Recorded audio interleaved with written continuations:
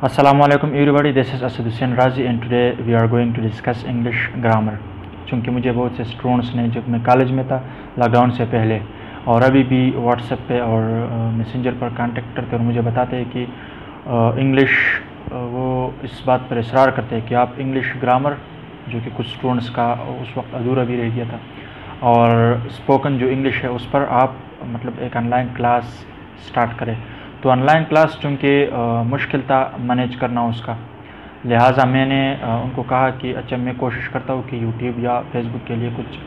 मतलब एक session start करूँ जिसमें मैं ग्रामर के अंदर जो पार्ट्स ऑफ स्पीच है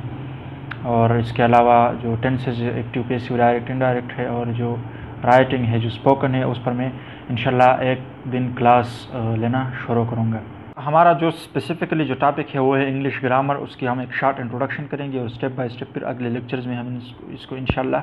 डिस्कस करेंगे। तो जनाब, इंग्लिश लैंग्वेज की इंट्रोडक्शन क्या है, इसकी मेन डिफिनीशन जो डिफरेंट लैंग्वेज ने दी है वो क्या है। सबसे पहले जो इंग्लिश ग्रामर है, क्योंकि हम इंग्लिश लैंग्वेज या इंग्लिश ग्रामर की बात कर रहे हैं, तो ग्रामर जो है इसको हम अगर ओवरऑल हम इसको डिस्कस करें तो जो थ्रू आउट हमें हमारे करियर जो है हम सुनते आ रहे हैं जिस डिफिनीशंस को, पहले एक ये है कि the set of rules and regulations of a language. The set of rules and regulations of a language की जो रूल्स है, जो रेगुलेशंस है किसी लैंग्वेज की, कैसे वो एक लैंग्वेज बनती है, उसको बोलना कैसे और उसको लिखना कैसे, that is actually what, that is grammar. दूसरी बात जनाब, इसके अलावा जो हमारे साथ है वो है the structural and functional arrangement of a language, कि हम एक लैंग्वेज को स्ट्रक्चरली कैसे अरेंज करता है और फिर स्किल्स जो है यानी इफेक्टिव राइटिंग कैसी करनी है, उसके अलावा जो क्रिएटिव राइटिंग है वो कैसी करनी है, how to write a sentence से लेकर how to write a paragraph, how to write an essay. तो ये जो है ये हम मतलब स्टेप बाय स्टेप हम इसको डिस्कस करेंगे जनाब। इसके अलावा जो बात मैं आप लोगों को बताना चाहता हूँ वो ये है कि मतलब अभी हम बात कर रहे थे कि ज़्यादातर स्टूडेंट्स जो है वो शिकायत कर रहे थे कि हम भूल जाते हैं। तो ये क्या वजह है, हम क्यों मतलब एक लैंग्वेज को या ग्रामर को भूल जाते हैं, मैं आपको ये इसका जो रीज़न है ये मेन बताता हूँ। उसका जो मेन रीज़न है वो ये है कि हम मतलब कोई भी लैंग्वेज की, किसी भी लैंग्वेज की हम या कोई भी लैंग्वेज जब हम लर्न करें तो हम उसको प्रैक्टिकल यूज़ में नहीं लाते। मतलब टीचर्स हमें पढ़ाते हैं और हम बस खाली पढ़ते हैं क्लास में या एक दो दफ़ा,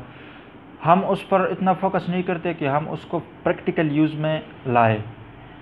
न टीचर्स ने अभी तक ये कोशिश की है, न हम स्टूडेंट्स खुद करते हैं। तो मेन वजह जो है वो ये है कि हम उसको प्रैक्टिकल यूज़ में नहीं लाते। क्यों? क्योंकि अगर किसी सेंटेंस को आप लर्न करें आज, किसी टेंस की किसी रूल्स को आज लर्न करें, या आप किसी पार्ट ऑफ स्पीच को लर्न करें, तो आपने उसको प्रैक्टिकल यूज़ में लाना है, वोकैबुलरी को भी आपने प्रैक्टिकल यूज़ में लाना है, तब जाके आप उसको इजीली लर्न कर सकते हो। तो मेन वजह जो है मैं आप लोगों को बताऊं कि वो क्या है, वो प्रैक्टिकल यूज़ है। क्योंकि हमारे जो जितने भी लोग हैं वो सऊदी अरब या कोई किसी दूसरी कंट्रीज जाए तो वहाँ पर वो लोग क्या करता है, वो उसी लैंग्वेज को न ट्यूशन करते हैं, न उसका जो ग्रामर है वो लर्न करते हैं, बल्कि वो उसी लैंग्वेज को प्रैक्टिस करते हैं with native speakers over there, and that's how they people slowly and gradually they people learn that specific language. So यही एक वजह हुई। तीसरा जो डिफिनीशन हम कर सकते हैं वो थोड़ा मतलब डिफ़िकल्ट होगा, जो बीएस इंग्लिश के स्टूडेंट्स हो या जो बीए मास्टर इंग्लिश के स्टूडेंट हो उनके लिए मुश्किल नहीं होगा, लेकिन जो बाकी स्टूडेंट है मेट्रिक एफएससी के लिए, उसको कहा वो जो डिफिनीशन है वो इस तरह है कि the Marpha syntactic rules of a language, यानी किसी लैंग्वेज की मार्फा सिंटैक्टिक रूल्स। अब मार्फा सिंटैक्टिक ये जो टर्मिनोलॉजी यही क्या है, मार्फोलॉजी, सिंटैक्टिक सिंटैक्स। तो मार्फोलॉजी जो है ये लिंग्विस्टिक्स में वर्ड की फॉर्मेशन को, कि वर्ड कैसे बनता है, the formation of a word की स्टडी को, और सिंटैक्स जो है ये सेंटेंस की स्टडी को, कि एक सेंटेंस कैसे बनता है, यानी the structure of a sentence, the formation of a sentence. तो हम ये कह सकते हैं कि ग्रामर जो है is the Marpha syntactic rules of a language, कि कैसे किसी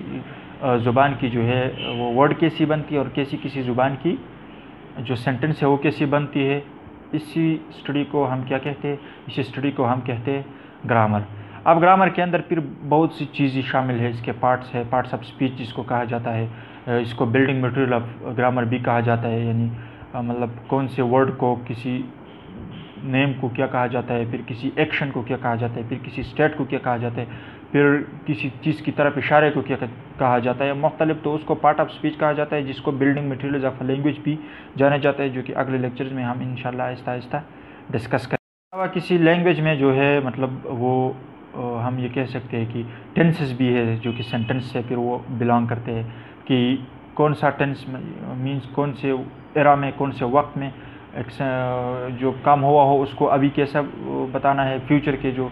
एक्शंस है उसको हमने कैसे बोलना है, ये सारे जो है ना ये टेंसेस के ज़मरे में आते हैं। इसके अलावा एक्टिव पैसिव है, यानी कौन से टेंस को एक्टिव में कैसे लिखना है, किसी टेंस को पैसिव में कैसे लिखना है, फिर डायरेक्ट नरेशंस और इनडायरेक्ट नरेशंस, यानी किसी की बताई हुई बात कि कितने तरीक़े हैं, उसको डायरेक्टली कैसे बताया जाता है और उसको इनडायरेक्टली कैसे बताया जाता है, इसको डायरेक्ट इनडायरेक्ट नरेशंस कहा जाता है। ये हम स्टेप बाय स्टेप इंशाल्लाह इसी ग्रामर में कवर करेंगे। इसके अलावा जो राइटिंग, जो इम्पॉर्टेंट मतलब फीचर्स है राइटिंग के, यानी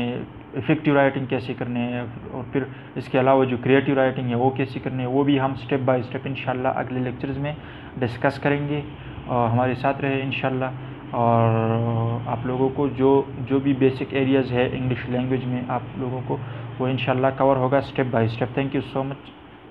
एंड स्टे ब्लेस्ड।